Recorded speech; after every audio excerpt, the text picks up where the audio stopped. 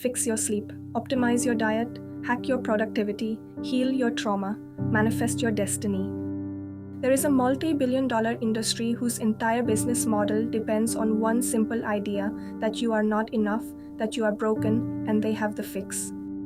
But what if the very act of seeking to fix yourself is the very thing that's breaking you? What if you've been lost in a hall of mirrors, and every new tip, every new hack is just another reflection that keeps you from finding the exit? We are constantly told we need to improve, to become better versions of ourselves. This relentless pursuit of an idealized self can become an exhausting, endless journey. It promises liberation but often delivers only more striving. This isn't about dismissing genuine growth or learning, it's about questioning the underlying premise that fuels so much of what we consume. It's about looking deeper at the subtle messages that erode our self-trust. What if the problem isn't you, but the narrative you've been sold about yourself? What if the solution isn't more effort, but a profound shift in perspective? The path of seeking is paved with good intentions. We genuinely want to feel better, to live more fully, but this path is often built on three toxic traps that keep us perpetually searching, never truly arriving.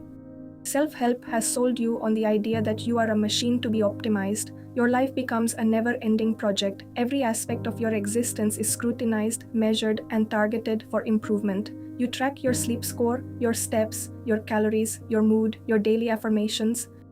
You look at the data with a critical eye, always finding something lacking. This isn't empowerment, it's a new form of perfectionism. You are so busy measuring, tracking, and optimizing your humanity that you forget to actually live it. The joy of simply being is replaced by the pressure of constantly becoming. This relentless pursuit of an ideal self can be utterly exhausting. We internalize the belief that our worth is tied to our performance, our metrics, our progress. The goalposts are always moving, ensuring you never quite reach the finish line. This constant striving creates a deep sense of inadequacy. It tells you that your current state is insufficient, that you must always be working towards a better, more optimized version of yourself. It's a treadmill of endless self-improvement. The subtle message is that you are fundamentally flawed, and only through constant hard work and following specific rules can you achieve an acceptable state. This destroys your natural self-acceptance. It turns life into a series of tasks to be completed rather than an experience to be lived. The present moment is always sacrificed for a future, perfected self that remains just out of reach. This trap creates a dependency. You outsource your inner authority to an external voice. They have the answer, you have the problem. You believe they possess a secret knowledge you lack. Every time you look to them for salvation, you silently whisper to yourself, "I cannot figure this out on my own." This destroys self-trust, making you feel incapable of navigating your own life. You jump from one philosophy to the next, from one teacher to another, creating spiritual whiplash. Each new guru offers a fresh perspective, a temporary high, but never true grounding. You become a collector of techniques and wisdom, but rarely an embodiment of it. The external search prevents you from discovering the wisdom that already resides within.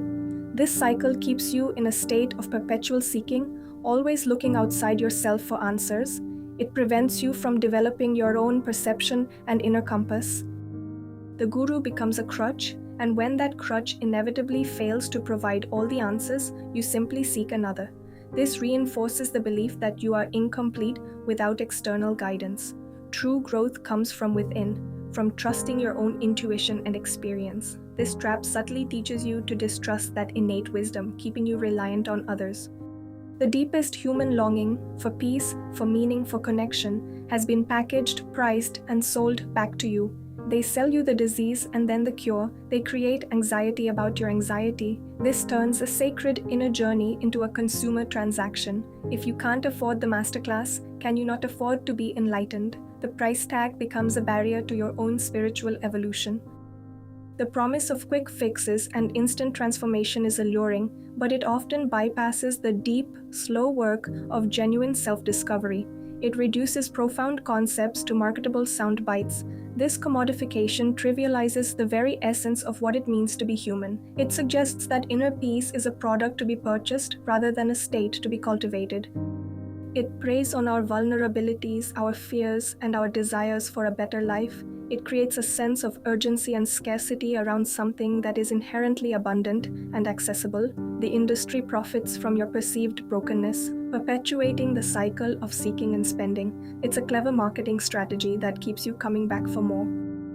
This trap makes you believe that enlightenment or self-acceptance is an external achievement, something you acquire, rather than an internal realization, something you already possess.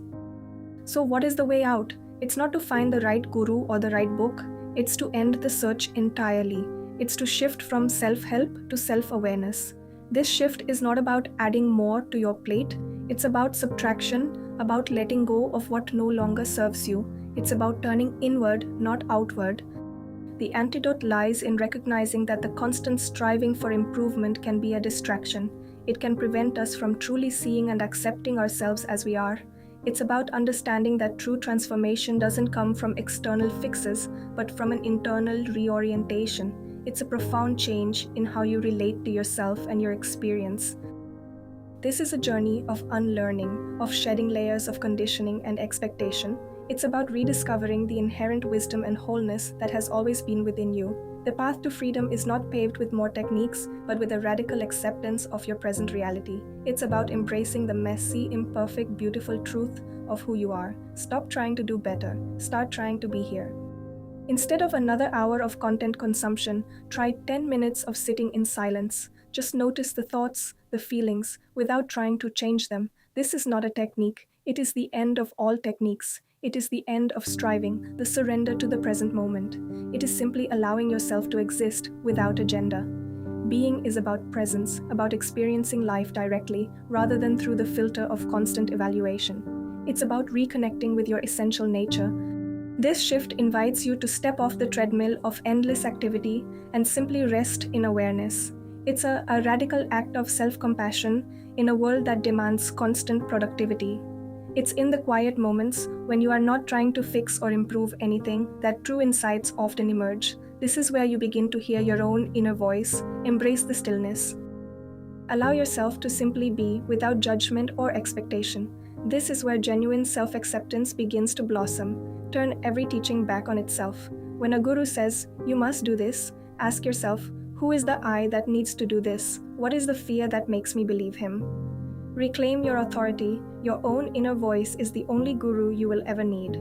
Question everything, including your own assumptions and beliefs. This is about cultivating discernment, about trusting your own inner knowing. It's about understanding that no one outside of you holds the ultimate truth for your life. Inquiry is an active process of self-discovery, not passive consumption. It empowers you to become your own guide, your own source of wisdom. Challenge the narratives that tell you you're broken or incomplete. Ask yourself if these stories truly resonate with your deepest truth. Your inner voice, your intuition, is a powerful compass. Learn to listen to it, to trust its guidance, even when it contradicts external advice. This is the radical part.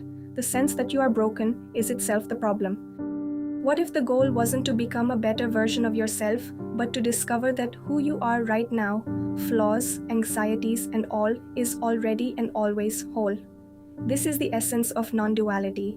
You are not a project, you are the awareness watching the project. You are not your thoughts, your feelings, or your circumstances. You are the space in which all of these things arise and pass. This realization brings a profound sense of peace and liberation. Acceptance is not resignation. It is a radical embrace of reality as it is. It is the understanding that your worth is inherent, not conditional. Embrace your perceived flaws, your imperfections, your struggles. They are not obstacles to be overcome, but integral parts of your unique human experience. When you stop fighting against yourself, you free up an immense amount of energy. This energy can then be directed towards genuine growth and authentic living. You are not broken, you never were. The belief that you are broken is the only thing that needs fixing. This channel is not about adding to the noise, it's about creating a different kind of space. A space for reflection, for questioning, for genuine self-discovery. We aim to dismantle the narratives that keep you stuck, not to build new ones. This is a place to question everything, especially us. We encourage critical thinking and independent inquiry, even of the messages you hear here. This is a place to remember what you already know, not to learn what you don't. The wisdom you seek is already within you, waiting to be rediscovered. We don't have the 10 steps to your best life. We have one question: who are you when you stop trying to become someone else?